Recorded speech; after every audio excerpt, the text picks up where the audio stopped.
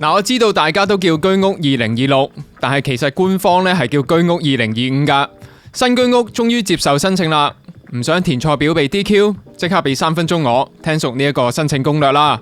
交表時間係由2026年4月30號朝頭早8點去到5月20號晚黑7點。嗱，由於唔係先到先得，大家可以先諗清楚，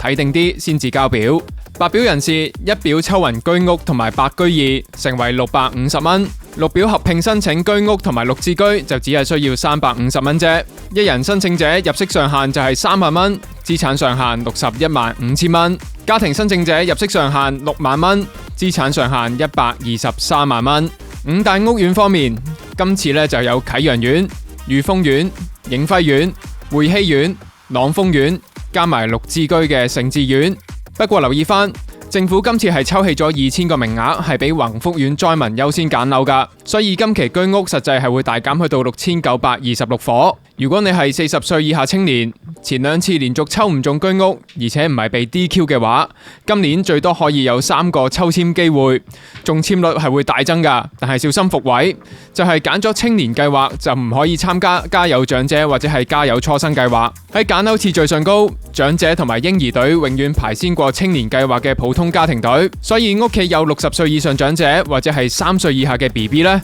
記得優先揀長者同埋嬰兒隊啦。如果你想兩兄弟姊妹一齊抽白表，白表非核心家庭嘅揀樓機率基本上係0啊，所以寧願你分開單名申請，最起碼今年預留咗700個配額係俾1人申請者噶。嗱，舊年白表長者及嬰兒隊揀樓機率係有 27.5%，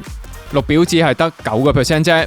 嗱，依家公屋戶抽白表，只係需要喺正式成交日後大約2個半月先至需要交還公屋嘅啫，唔怕留花期冇屋住。不過今年綠白表比例轉咗5:5，大家要自己諗一諗究竟搏唔搏好。如果長者係單一業主，銀行分分鐘係會用99年扣減年齡去計算還款期。85歲嘅長者隨時只係會批14年嘅按揭，供款係會大增噶。萬一留花期之內不幸身故，後人按揭係會極度麻煩噶。最簡單嘅拆解方法就係加多個年輕家庭成員做聯名業主咪得咯。另外，過去24個月買過港樓，但係撻訂取消交易。嗱，今年只要證明到你嘅買賣合約已經失效，你都有資格參加復活賽。另外，今次5大屋苑都唔係 MIC 組裝合成，但係廚房廁所呢都好可能係立體預製組件，所以業主收樓之後絕對唔可以擅自改動結構，大家要有心理準備啦。想睇詳細嘅申請攻略，即刻上返我哋嘅 YouTube channel 睇長片啦。